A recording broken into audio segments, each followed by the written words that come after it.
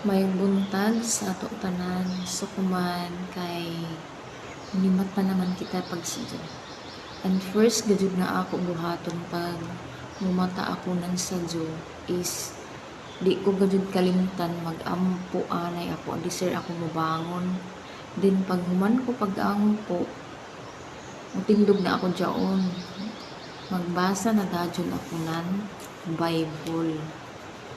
Then pag human ko pagbasa ng Bible usa pa ako magkuri-kuri manurakan man kuan sa manhinlo etc. Adi sir jaon magbasa gajud ani ako ng Bible. Kay naglaong sa Salmo chapter 63 verse 1 to 2. Nangandoy sa Ginoo. O Diyos, ikaw ang akong Diyos, ug nangandoy ako kanimo, sa bug-os kong kasing-kasing, gipangandoy ko ikaw, ang kalag ko giuhaw kanimo, sama sa nagmala ug hupas nga yuta.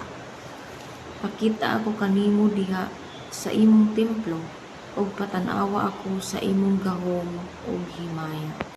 Ang imong gugma nga walay paglubad, mas bililhon pa kaysa kinabuhi.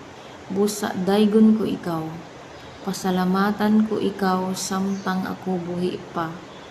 Ibayaw ko ang akong mga kamot nganha kanimo, samtang magampo ako.